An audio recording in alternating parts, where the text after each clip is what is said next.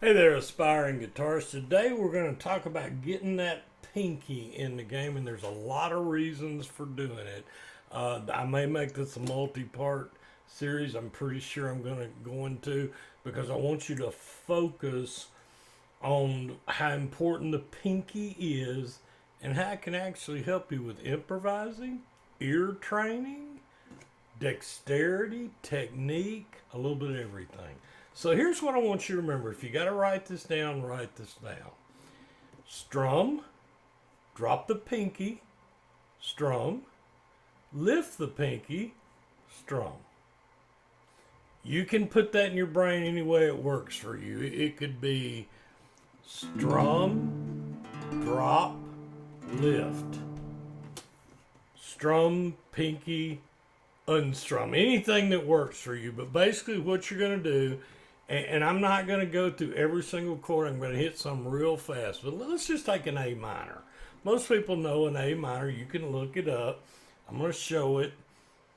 This is not about teaching you the A minor. If you don't know the A minor, go to Google, define A minor guitar chord. It'll show it to you. This is about getting the pinky in the game for those of you while you're practicing your chords, your chord progressions. All right, so A minor.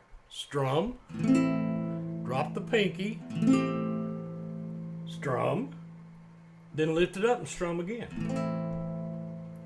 Strum without the pinky, drop the pinky, lift it up, strum again. Strum, down, strum. You may think, well, what's the big deal? Well, it is a big deal. You can do this. All right, that was an A minor.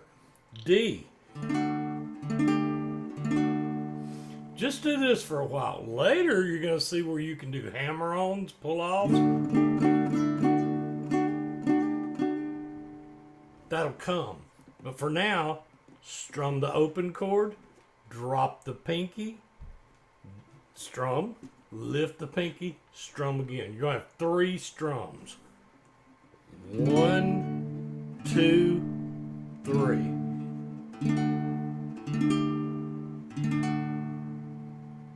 You may go, well, where do I put the pinky? That's part of the improvising.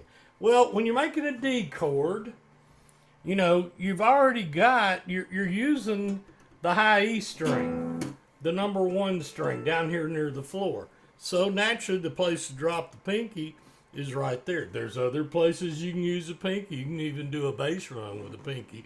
But on the A minor, you got a couple places. You can do the first string. But you can also drop the pinky covering up. Remember, your first finger is on the 1st fret, 2nd string for an A minor.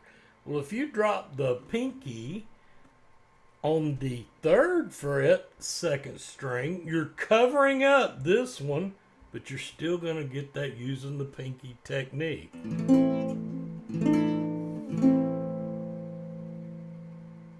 Let's take another one, a C chord. A C chord opens up all kind of possibilities because you've got so many strings you can use.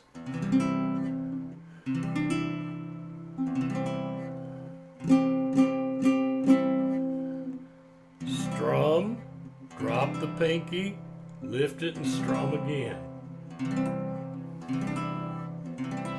Where am I putting the pinky? What you just heard? I'm putting it on the 2nd string, the B string, or the B string on the 3rd fret.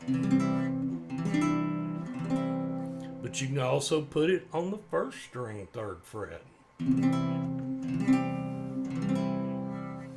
You can also put it on the G string, 3rd fret. That's the 3rd string. Now, when you start dropping the pinky, drop it everywhere. Literally drop that pinky everywhere. Sometimes it's not going to sound good, but that's going to teach you things in your brain. So while you're doing a A minor, you know, even if you're doing it this way, that's an E minor 7. All I did was drop my pinky. Well, it's actually not because I've still got that anchored. But my point is, learn to drop that pinky everywhere. Ooh, that didn't sound good. Go string below. Go all the way down to the first. Different. Sometimes you'll get dissonance. Sometimes you'll get other things. Get the pinky in the game. The B minor chord uses all 4 fingers. That's one way of playing it.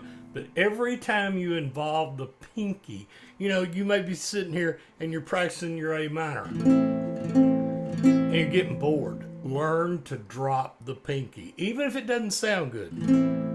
Strum the A minor, drop that pinky on the 1st string, 3rd fret, lift it back up, strum again. Then play around with it.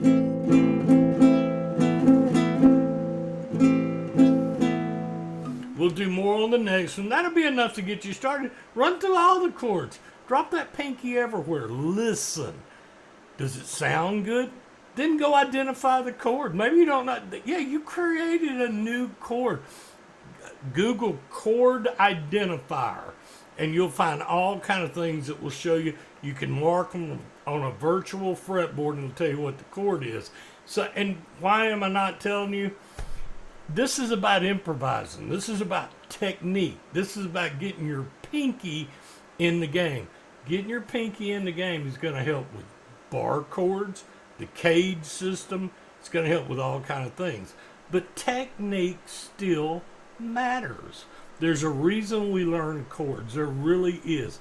Get your pinky in the game. It'll help you. It really will. I'm not kidding. Hope your guitar journey's blessed. I'll do more on this later, but just try it. Strum some chords. Get that pinky in there. It's going to be hard at first, but the more you drop, sometimes your pinky will have a tick reaction. You'll be dropping it, it's trying to take off. Then you'll find out that once you anchor it, it may not want to come up. That's part of learning guitar technique.